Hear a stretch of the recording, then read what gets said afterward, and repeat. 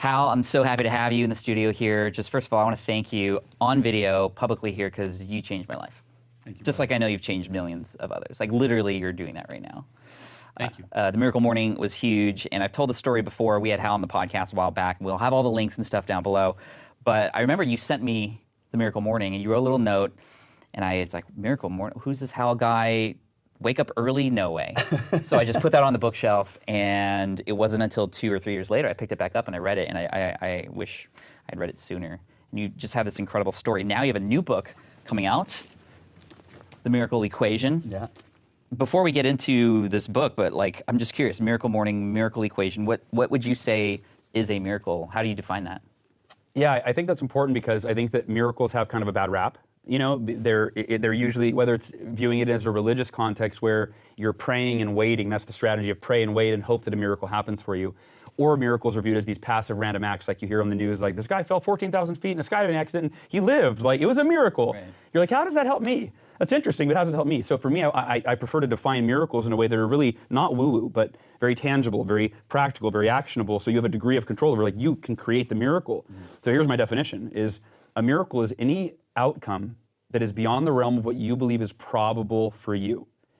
And that word probable is really intentional. I mean, that's part of the subtitle, but not anything that's possible, because if you're part of the optimist club, which we, most of us are, yeah. If you follow Pat, you're an optimist, I'd imagine. We've all heard anything is possible, but we don't pursue that which is possible. We pursue that which is probable. Like, when was the last time somebody, you set a goal, like, I'm going to give everything I have to this goal that I don't really think is likely to happen. Yeah. I doubt it'll happen, but I'm going to go for it. And so the idea is, well, now how do you move your biggest goals from possible, which doesn't do anything, they're all possible, to probable, to inevitable? And that's what the Miracle Morning is. It's 2 decisions that will move your goals along that spectrum.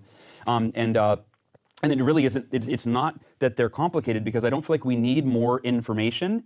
We need methods for implementation, right? It's not that you don't know what to do. It's all the information is on Smart Passive Income Podcast and Google, and right? It's like, okay, but I need a method so I can actually get myself to do the things that will move me where I want to go, where I've been thinking about and not making any progress on for far too long. So where did this come from? Where did this idea for the Miracle Equation come from? And we'll talk about what these 2 decisions are in just a minute, but I'm sure it'll come up in this story. Yeah, what's interesting is, I said this to you when we were driving over here, is that it's the, anyone that follows my career at Miracle Morning would be like, oh, Miracle Equation, like it's some follow-up or spin to Miracle Morning. The truth is that Miracle Equation is a concept I came up with 6 years before the Miracle Morning was even a thought or an idea. I did not come up with it as a book idea. This was 19 years ago. I was in sales. I sold Cutco kitchen knives, and I was one of the top sales reps, and I was trying to break a company record. I was trying to sell more in 14 days than anyone in the 50-year history of the company. So that would feel like a miracle, because no one had ever done it before. Why did you want to do that? I was just always challenging myself to try to grow and get better and do things that had never been done before. I broke a record early on, and it kind of planted a seed like, oh, wow, when you really work hard and you break a record, you're growing, and honestly, at 19, I really liked the recognition. Really? Yeah. I liked that I'm on stage breaking another record. That was cool back then. So so I basically, I thought I had 14 days to sell $20,000 of kitchen knives, which, again, it's an all-time record. And I went to and I had spent weeks trying to get in my head the courage, like, how am I going to do this? It's like, it's almost impossible. How am I going to do this, right? I can do it. I was trying to pump myself up. And I go to our team meeting, like 2 days before the contest starts, and our manager says, hey, everybody, remember, as you're setting your goals for this, it's called a push period in our company, as you're setting your goals for the push period, remember that the conference got moved back 4 days, so you only have 10 days, you don't have 14. And it's first I'm hearing of this, and I raise my hand, I'm like, well, no. I'm like, okay, but this won't count for the record books, right? Because like we're not getting the full 14 days. He's like, no, Hal, this unfortunately counts. So I'm like, I've spent 3 weeks wrapping my head around how to do this in 14 days, losing 30% of that time frame. It went from almost impossible to impossible. And I went home, and here's the epiphany that night as I'm struggling with what should I do? Do I reset the goal? Do I lower the goal? There's a whole chapter in the book on this lesson, which is, I remember something my mentor taught me, Dan Cassetta, and I think he learned it from Jim Rohn. And to paraphrase, the purpose of a goal is not to hit the goal. The ultimate purpose is who you become by giving it everything you have, regardless of your results, right? The goal is a short-term win. You win, great, you spend the money, whatever. But who you become allows you to hit a bigger goal and a bigger goal and a bigger goal and create a life beyond what you can currently even imagine. And so I thought, I can buy into that. What if I gave it everything I had to sell $20,000 in 10 days, even though the probability of that is almost nil? But who could I become? If I just push through the fear and the insecurity and the doubt and the challenges and the setbacks, and to keep a long story short, you could read the whole story in the book, but in miraculous fashion, the last hour of the last day, after having the worst 9 days you could imagine, or at least the worst 7 days, and then they started to get a little better, I beat it by $17. And it felt like a miracle. And I called it my miracle equation. And then I was curious as if it would work if it was duplicable.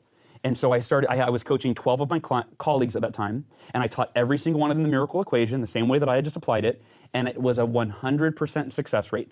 Every single person went and surpassed their previous best, what they'd ever done before. And my validity in the formula, I was like, wait, it's not just a coincidence. And then I started to study, wait, if you studied the world's most successful people in any walk of life, these are the same two decisions that virtually every single one of them made, and they're totally counterintuitive, these two decisions, to human nature, which is why 99%, give or take, of our society doesn't make these, or at least doesn't maintain them. So what are the two things? Oh, you want me to go to that? Yes. So two decisions, and these are, Pat will say, they're deceptively simple in their explanation, but equally rare in their execution. Okay. Right? And that's what I said is, these are not complicated, and they're not meant to be complicated. It's not that we need to learn a bunch of new strategies or stuff. It's like, if you want to get in good shape, you probably know I need to kind of eat better and limit my calories and work. But it's like, well, I haven't figured out a method to implement what I already know, right? And so the first decision is to develop unwavering faith. And this is very Think and Grow Rich, right? It's been 100 years. And here's what I'll say on that is, what it takes to create extraordinary results today, an extraordinary life, extraordinary levels of success, it's the same qualities and characteristics that it took 100 years ago. Mm-hmm. It's not that you need a new app or a new software or a new book. Well, you could get the book, but we don't need. It's the same qualities and characteristics. And so I think that what I did with Miracle Morning, not to get off topic, but I think this is important to understand. With Miracle Morning, I talked about waking up early. No, you're the best example. You're like, the start of our interview the first time, you're like, Hal, I'm not a morning person and I have no desire to be one, and but give it a shot, right? And I'm like, how am I going to convince Pat Flynn to wake up early? But by the end, you realize, maybe if I implement these strategies, actually, it would be easy. And that, for me, is taking a concept that is maybe considered, vague, like unwavering faith. How do you actually embody that every day? Yeah. Extraordinary effort, that sounds a little bit extraordinary. I'd rather keep it easy, right? So making it so that extraordinary effort feels ordinary, and unwavering faith becomes part of your default way of viewing every opportunity you ever approach. And I would say, imagine if you literally approached every goal and dream in your life with unwavering faith that you could accomplish it. And then imagine if you had figured out a really simple process, a method for putting forth extraordinary effort every single day that would virtually guarantee that it's only a matter of time that those dreams and goals become a reality, right? That's what it is. It's not knowing, it's, this is actually how I do it in a way that's so simple that I can hand this book to my third grader and be like, sweetheart, you want to achieve extraordinary results in school or life? This is how you do it. It's so easy when you read this book. So first decision is unwavering faith. And I'll just quickly say there are two parts to that.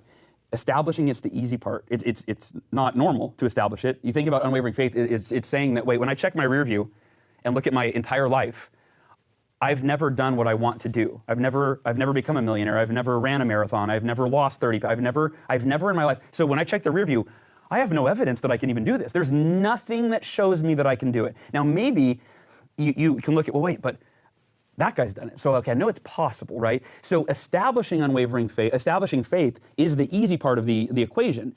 And they call that uninformed optimism, right? You're like, I can do anything. But here's the problem. Maintaining that is radically different. It's like, I didn't know that there was going to be obstacles and there challenges and it wasn't going to look the way I thought. Never mind. I'm going to go back to the way things were. I'm going to show up to work, get a paycheck, pay my bills. I know that is safe, right? So establishing and then maintaining faith so that it becomes unwavering is the first decision. The second decision is maintaining extraordinary effort.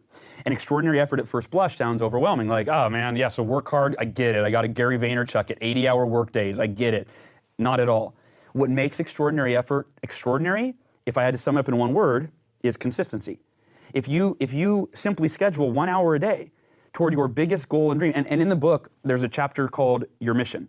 And it's the idea that setting goals is cute. We all set a bunch of goals. We often know we're not going to hit them before we even set them, but the goal-setting exercise gives us a feeling of like, well, this is what's possible, right? And then the year ends and you're like, didn't hit any of my goals, or maybe kind of hit one. I'm going to set new goals. And it's just this fun activity that we do that we don't actually implement, and we don't actually see the goals. Every year. Every year. And so the idea is that you have to identify your mission, which is, okay, I've got 8 goals in all these areas of my life, right? Of all these goals, what's the one goal, and this is very in alignment with the book, The One Thing, right, which we're big fans of. What's the one goal that will have the biggest, most significant, most meaningful impact, not only on my life, like in terms of my tangible results, but on me as a human being, that if I give it everything I have and apply the miracle equation to achieve that goal, whether or not I even achieve it, I will become a version of myself that I don't even know. Like, you're a runner. I hate running. So I committed to run a 52-mile ultramarathon. And people go, well, if you're not a runner, why did you do that? And it was literally because I didn't know the guy that could do that. Like, I had never met him, and I wanted to become him, right? And I knew by committing to that goal, even if I only ran 30 miles that day, even if I didn't finish, whatever, by giving it everything I had until the end, I would become the version of myself that could accomplish anything I want in my life. And that's what the miracle equation is it's not a one-time decision to hit a get-rich-quick goal. It's, no, this is going to change the fundamental way that I approach every challenge I have. It's how I beat cancer. It's how I learned to walk again when I was told I never would. And it's how I sold 1 million copies of the Miracle Morning, you know what I mean? So whether it's overcoming seemingly insurmountable adversity, or it's achieving results beyond what you believe is probable for you, aka miracles, right? That's what this is about. You make it sound easy, right? It's just the two things. Simple but not easy. Simple but not easy. Yeah. What happens when you make this commitment to have unwavering faith and you put forth extraordinary effort, but you're met with those roadblocks, and then those demons in our head start to come up and try to stop us, or we start to get frustrated and angry? Do you have any ways of dealing with those kinds of things that are inevitable? Yes.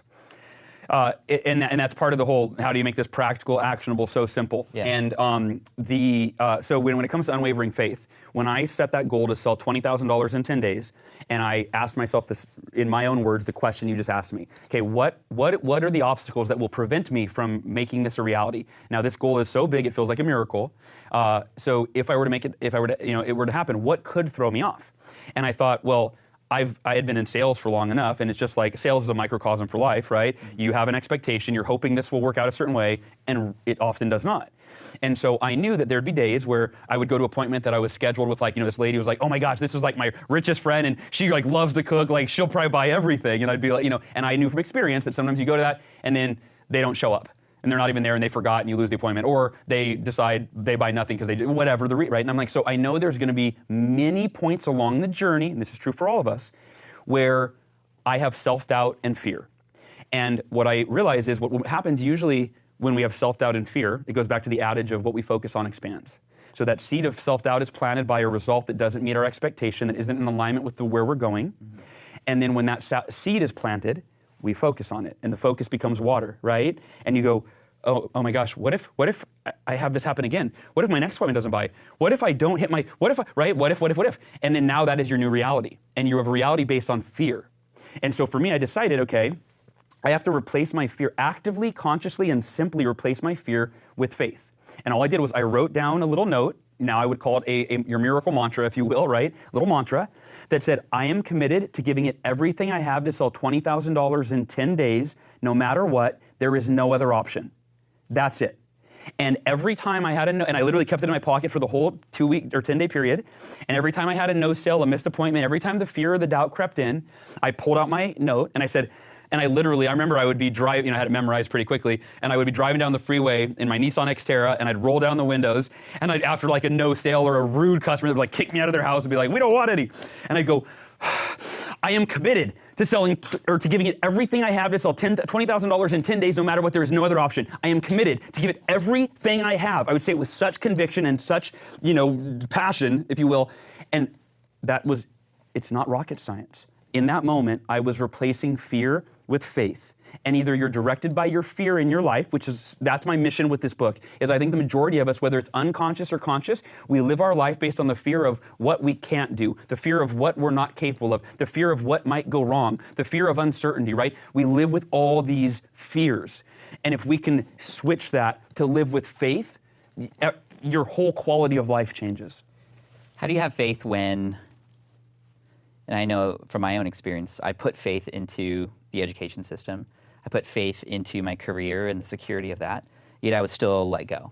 Yeah. And many people go through even tougher things in life. I mean, you had a terrible accident and you were pronounced dead for 6 minutes, and you came back and you were told you were never going to walk again, and here you are, obviously. And then very recently you had been diagnosed with cancer and got through that as well. How are you able to keep unwavering faith through really tough moments of life like that? Here's the way to think about it. You're a Michael Jordan fan, right? Yeah. I'm a Michael Jordan fan. Who's your favorite basketball player of all time? New or whatever? Kobe. Kobe, okay. Well, so we use Kobe, Okay. right? So I'm a Kobe fan too. So Kobe Bryant, and I believe this is, so in the book, I talk about, I identify what people that live the miracle equation, whether they call it, of course they don't call it that, right? But they're what I call miracle mavens. And a maven it's from the Yiddish word mavin, if I'm saying that right, and it means one who understands. So a miracle maven is one who understands this process to create miracles. I love using like a world-class, world champion athlete as a perfect example of someone that lives by this. At some point in Kobe's career, he made a decision. It might have been when he was 8. It might have been when he was 18. It might have been because of a mentor. It might have been because of his dad, or we don't know where it came from. And he's probably revealed it in an interview. But at some point, the world's greatest at anything made a decision, unconsciously or consciously, whatever language they use, that they would maintain unwavering faith, that they could do anything and everything they wanted. They could anything they set their mind to, anything they committed to earn, right? Not a miracle that you passively wait for and hope for, but anything they were willing to go after and actually create. Now, Kobe Bryant, when he gets the ball, see, most people, right, there's all that element of fear of I might miss the shot. I believe that at some point Kobe made a decision that he can make every shot he takes and win every game he plays in, even though, Pat, let me ask you, has any basketball player, including Kobe, ever made every shot they took? No. No, they miss about half. So it's not like it's even a good percentage. They're literally missing as much as they're making. But here's the thing. It doesn't change that when the ball hits their hands, they have unwavering faith that they're going to make that shot. And if you're listening to this, making the shot is a metaphor for any goal you're working towards in your life. And when most players miss a shot, or most human beings miss a metaphorical shot in their life, does their faith go up or does it go down? It goes down. It goes down, right? So the average basketball player, the ball hits their hands and they miss it and they go, uh-oh, hope I'm not off today. If they get the ball again and they miss it 2 times in a row, the faith quickly doubles, maybe quadruples, right? Oh, uh-oh, maybe it's an off day. They may or may not even shoot one more time. Likely the next time it hits their hands, they go, fear. Here, you shoot. Kobe Bryant, he can miss every single shot for the first 3 quarters of the game, and his faith has not wavered. When the 4th quarter starts, he says, give me the ball. And if he misses that one, when the majority of our society who live in fear, their faith wavers, and they're like, hey, give me it again. And you see Jordan, Kobe Bryant, LeBron James, you see them all, right? Where in the they keep shooting, and they keep shooting, and here's the thing. Every time you take a shot, think about, like I talked about in the book, the real purpose of a goal isn't to hit the goal, it's who you become. So Kobe knows he can't make every shot he takes, but he still lives with unwavering faith that he will make every shot he takes. And so when I had cancer, and I was given a 30% chance of surviving, which, I'm a dad. I mean, you can relate. Like, I had a 7-year-old and a 4-year-old at the time, who's 9 and 6 now, and leaving them without a dad is the most horrific thought of there's nothing that's worse in my life that I can imagine. So, of course, that was a real fear that I have a 70% chance of dying. But I know, like Kobe, if I'm going to be the best in the world at beating cancer, I've got to have unwavering faith that I'm going to beat cancer, even though there's no guarantee, but I know that I'm going to increase the likelihood through the power of unwavering faith. So I had an affirmation, like the one I recited with the sales goal. I am committed to giving it everything I have to beat cancer and live to be 100 plus years old with Ursula and the kids. No matter what, there is no other option. And every time I had the seed of fear, and I got, oh my God, but what if, that lasted for maybe 30 seconds. Because I immediately grabbed my phone, and eventually I memorized it within probably a week, and I said, I am committed to doing everything in my power to beat cancer and live to be 100 years old with my family, right? No matter what, there's another option. And that is how you maintain unwavering faith. It's not sexy, it's not fancy, it's literally you replace the thought of fear or self-doubt with the thought of faith. That's it. And a lot of that fear and self-doubt comes as a result of external factors, things you can't control. You didn't ask for cancer. It wasn't your fault that you got in that accident. Let me speak on, I'm sorry to cut you off, but you said something earlier, like you had faith and then you lost your job. Like, well, what about that, right? What was the other thing you gave, the other example? Just I don't know. All right. So anyway, so you had right. So you're wondering, well, you have faith in something that doesn't work out. So in the book, I talk about like, okay, well, where do you generate your faith from, right? And it can be from God. I mean, it can be from whatever your spirituality or religious beliefs are. However, the way that I really talk about it is this is faith in your ability. Like it's faith in what you can control. It's faith in whatever comes your way, you will overcome it no matter what. When the day I was diagnosed with cancer, and for most people this might be a little bit like, well, what? But I mean, I called my wife, hardest phone call I ever made, because I had already accepted it, right? You were listening to my podcast, Becoming Emotionally Invincible. I accept everything I can't change. Like, if I can't change it, I don't feel scared, I don't feel sad about it. I mean, I feel naturally human, there's fear, but for the most part, it's like I accept it. But I know my wife doesn't. No matter how many times I've taught her the can't change it stuff that I teach, she's still, I go, I'm about to call her and tell her that the doctors are saying I'm probably going to die in the next few months. It's a hard phone call to make. I know how she's going to process that, and that's going to be really hard. Mm-hmm. And I called her, and she broke down crying, and I broke down crying. And I'm trying not to break down crying right now. And I said, sweetheart, I know you probably will scoff at this when I first say it to you, but I believe this with all my heart, and I hope you will. I said, this will be the best thing that ever happened to me. I said, this will be by far the most difficult thing that we've ever. My friend Chip taught me today, do math equations, it switches your brain. 6 times 6 is 36, 7 times, okay. All right, it's amazing how it actually. Another miracle equation. It actually, it actually works though. As soon as you do a math equation, it like flips your brain and you catch your, okay. So I said, this will be the best thing that ever happened to me. I said, and therefore to us. And I said, I know that's hard, but I said, look, sweetheart, my car accident, being told I would never walk again, the most painful thing I've ever been through, was the best thing that ever happened to me because it gave birth to my life's work. I wouldn't be helping people today if it wasn't for that car accident. And I said, and I don't know all the answers. I don't know why this is happening. I do know that the bigger the adversity, the bigger the opportunity for growth, and then therefore the bigger the opportunity for impact, both individually and for the greater good, whoever we choose to share that with, our family, our friends, or whatever, our employees, or the world. And so, I mean, the day I was diagnosed with cancer, given a 30% chance of living, through the lens of unwavering faith, which I've been living for 19 years, so I didn't have to read the book. I had to, it's like it becomes part of you, right? Michael Jordan doesn't have to go, with the neck, or Kobe Bryant doesn't have to go, when I get the ball the next time, should I have faith in that shot? No, it's who he is. He's a miracle maven, and that's what this book is like. You become a miracle maven. It's not that you just have a quick strategy to use, So that's. Through that lens of unwavering faith, I chose to see cancer from day one as the best thing that ever happened to me. How? Because it's what I just said. Hindsight is part of it. Well, so here's the thing. You say hindsight's 20/20. But like, when all that stuff's happening, like, how could you not think about the worst things that could happen and all the bad things and the pain emotionally and physically that you're going to be going through at that point? So in the podcast I just did that you were listening to, Becoming Emotionally Invincible, right? It's the idea of acceptance. It's the idea that, okay, I cannot change that I have cancer.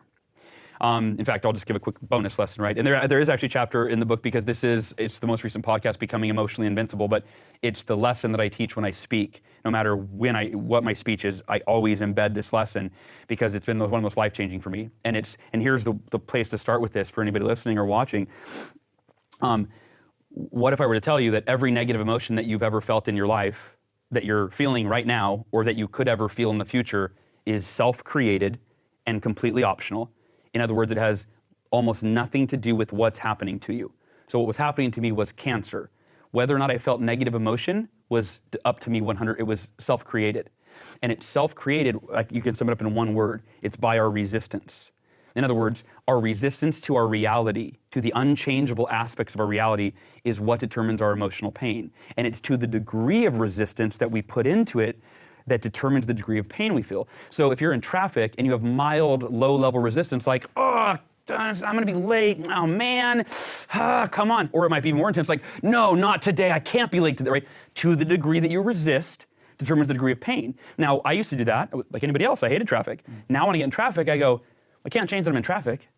I'm going to be late. That sucks. My client's not going to be happy about this, but I can't change it. So I can spend the next 30 minutes in traffic frustrated, stressed, and upset, which, I don't know about you, but that's not my quality of life I would choose. And that I don't think that serves me or the outcomes I have for today. Or I can accept it, be completely at peace with it, and enjoy every moment in this traffic, driving 12 miles an hour for the next 30 minutes.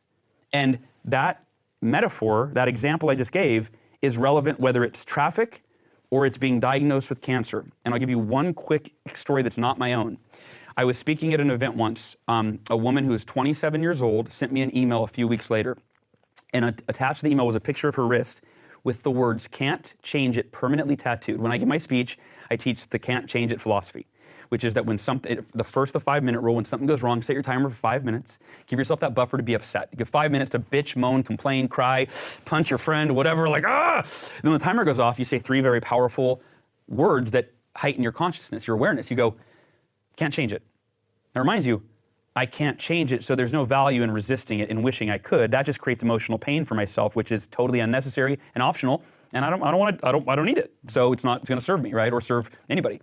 And so I taught that in my speech, and she emailed me a week later with this picture of her wrist tattooed, "Can't change it," and I'll paraphrase her email. She said, "Hal, I saw you speak a few weeks ago, and you taught your 5-minute rule, your can't change philosophy." She said, "Well, my dad killed himself 10 years ago. And for the last 10 years, I have been deeply depressed. I have been, I've been in and out of every therapist, counselor, psychologist, psychiatrist. I have been on every single depression medication on the market.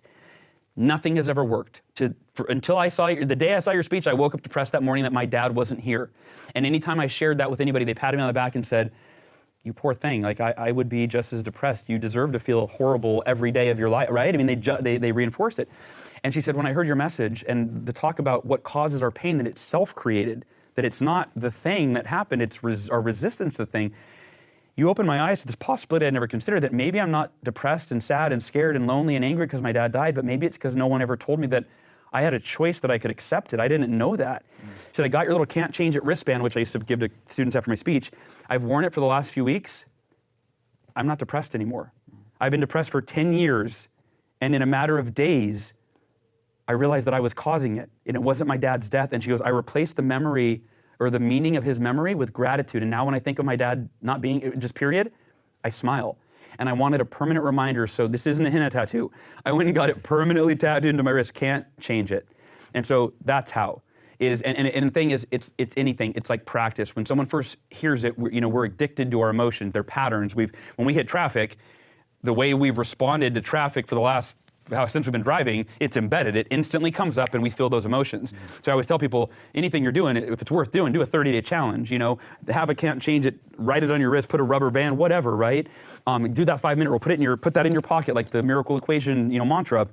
And then when you're feeling upset, you set your timer for 5 minutes. And at first you go, 5 minutes isn't long enough. I need like 5 hours to be pissed off. Come on. But what happens is after a few days of doing it, I would set the timer for 5 minutes, and at first I'd go, oh, I'd be upset. 5-minute timer goes off. I go, I'm still feeling the emotions I always feel, right?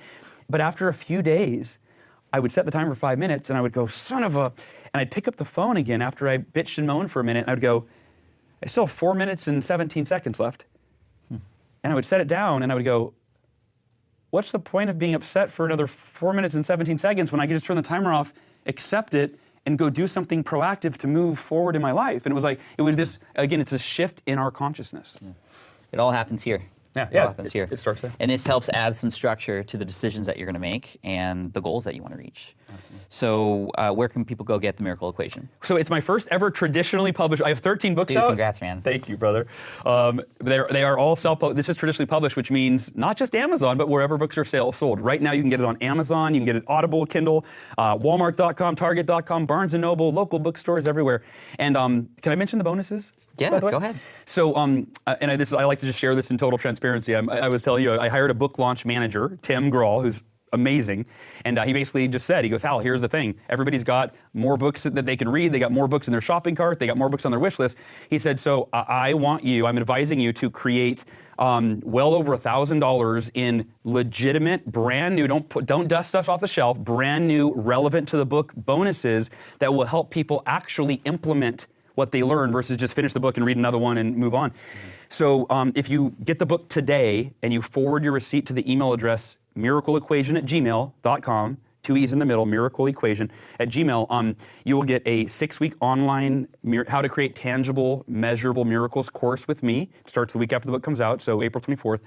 You will get a guided meditation for me, and then a 2-page implementation guide.